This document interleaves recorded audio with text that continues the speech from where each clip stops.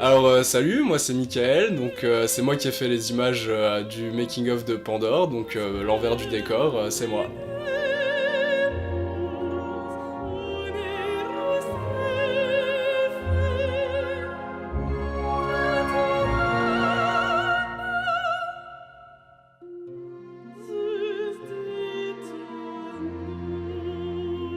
Alors, Pandore, avec mon cher collègue Arnaud, on a décidé de faire un film un petit peu hors du commun, sur fond vert, que des effets spéciaux, c'était un peu notre objectif.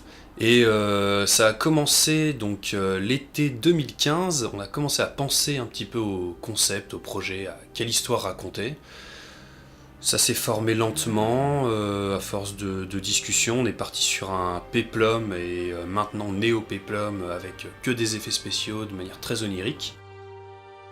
Donc c'est l'histoire de Pandore qui, par une aventure, obtient la boîte de Pandore et l'emmène dans les enfers pour libérer toute sa puissance et réunir le monde du bien et du mal en un monde unique qui est le monde tel qu'on le connaît aujourd'hui. Pandore, c'est un projet un peu particulier parce qu'on a voulu prendre le temps pour le faire. On a voulu se laisser du temps pour tout mettre en place, pour tout organiser, pour pas laisser de place justement au hasard pendant toute la période de tournage. Que ce soit les décors, que ce soit la robe, que ce soit toutes les petites choses qu'on aurait besoin sur le tournage. Donc on s'est laissé une période de 6 mois pour réunir tout le matériel et toute l'équipe qui était nécessaire au projet. Le tournage de Pandore, j'ai été beaucoup aidé. Heureusement, parce que c'est quelque chose qui était assez compliqué. On était une équipe assez restreinte, mais très efficace. Et ce qui a été compliqué, ça a été vraiment d'imaginer autant expliquer aux acteurs où ils se trouvaient, autant avec l'équipe comprendre où on était et reconstituer le lieu avec les éclairages. C'était quelque chose d'assez compliqué à faire, donc on s'en est vraiment très bien sorti. Le tournage est très ambitieux, mais tout s'est très bien passé, parce que justement il y a eu beaucoup de travail qui a été fait en amont. On n'a pas voulu laisser la place à beaucoup d'improvisation, parce que les caractéristiques techniques du film et de la post-production ne nous offraient pas cette liberté. Donc on s'est vraiment concentré pour faire un tournage qui soit réglé comme une horloge, et qu'on a un résultat qui soit qualitatif, malgré des conditions de tournage qui auraient pu être meilleures. Le tournage, c'était un petit peu quand même un peu mamaille, mais je trouve que pour le budget qu'il y avait et les moyens qu'il y avait, ça a donné un résultat quand même assez impressionnant, c'est super propre. C'était assez marrant en fait, entre guillemets, de vous regarder travailler, de voir les petits problèmes qu'il y a pu avoir, mais qui ont été tous résolus assez facilement. Et moi j'étais super content de participer à un projet comme ça, parce que j'avais jamais fait de tournage sur fond vert, donc c'était une belle expérience. Je suis assez impressionnée en fait parce que j'avais jamais fait ça, et le fait de maquiller et de voir filmer dans une mise en scène, dans un décor, dans tout ça, c'est vrai que ça porte le maquillage et ça l'amène vraiment dans... Enfin voilà, on voit un personnage. Pour Charon, j'ai utilisé des boules de coton avec de la colle pour la peau. Donc appliquée par petites zones pour faire l'effet justement pierre et relief sur la peau. C'était entre le froid et le froid au niveau des couleurs, et le chaud au niveau de la texture, c'est-à-dire la texture de la pierre qui est froide, mais au niveau de la craquelure, tout ça sur le visage et sur le corps. En fait, on a pris de l'argile à appliquer sur le corps, à mélanger avec de la peinture noire et marron afin de faire sortir tous ces reliefs-là. C'est redonner une forme à quelque chose d'humain et du coup le dématérialiser totalement. C'est un tournage qui était vraiment différent de ce que j'ai pu voir et qui avait une atmosphère plutôt calme, plutôt zen. C'était assez agréable de tourner dans ces conditions. Après, si j'ai un souvenir en particulier assez marquant, c'est le froid. Et sinon, non, vraiment, c'était quelque chose d'assez agréable. Ce qui était difficile, c'était justement, vu qu'il n'y avait pas de parole, c'était de travailler vraiment la gestuelle, de pas forcément se tromper, de rester dans les attentes des réalisateurs. Et voilà, mais après, sinon, c'est vrai que ça restait quand même quelque chose d'assez simple par rapport à ce que je pensais à la base. Au début, c'est un peu perturbant, parce que justement, il n'y a pas de décor, il n'y a pas vraiment de marque, alors on est obligé de se repérer avec des marquages au sol, c'est pas évident, il n'y a pas de matière, donc c'est quelque chose d'un petit peu perturbant au début, mais bon, une fois qu'on y est, on comprend vite le petit schmilblick et puis ça avance tout seul, quoi. Alors le costume, je l'ai trouvé super. Enfin, Solveig, elle a fait un très beau travail qui rentrait vraiment bien dans l'esprit de Pandore.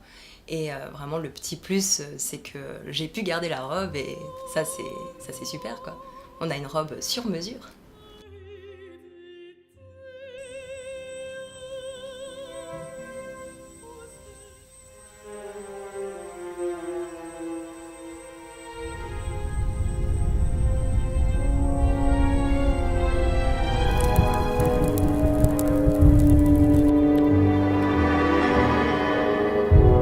Donc pour la musique, on a eu pas mal d'échanges avec les compositeurs. Donc tout d'abord, je leur ai fourni un montage BD, donc avec les timings des plans, la succession des plans.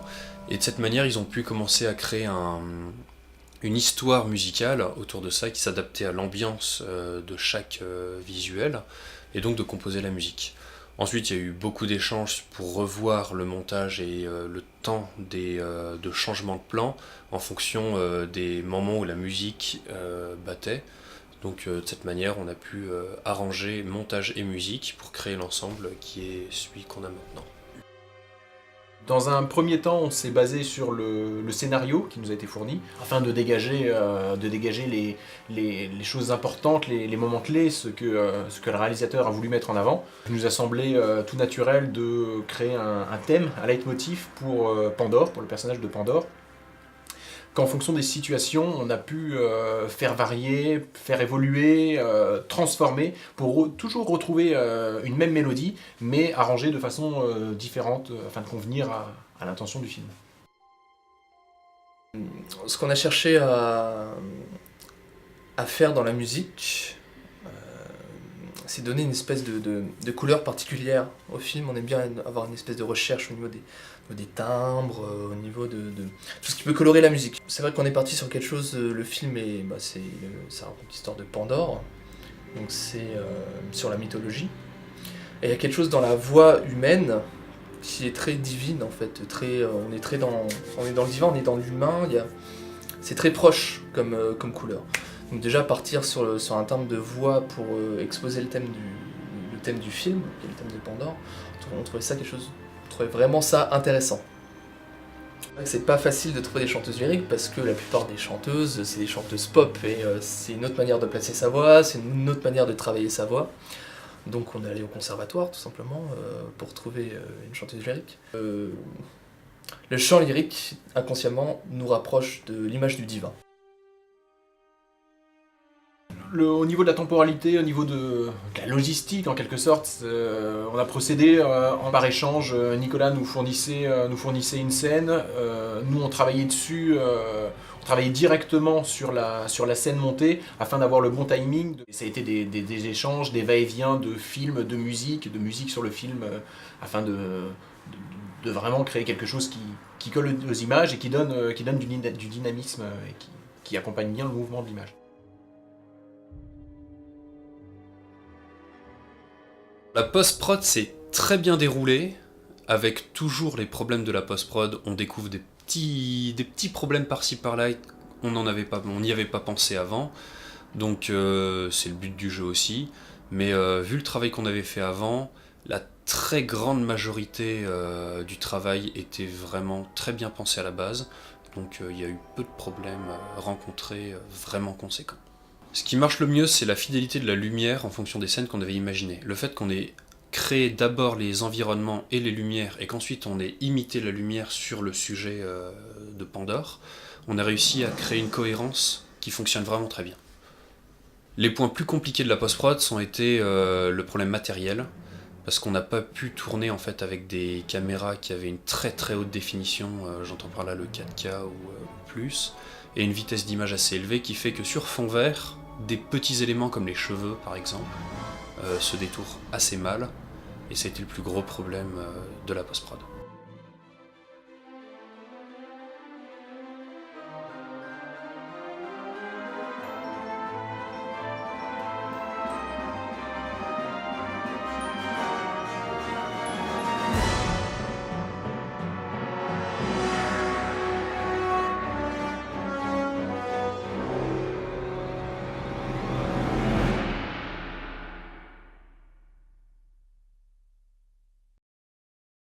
Ces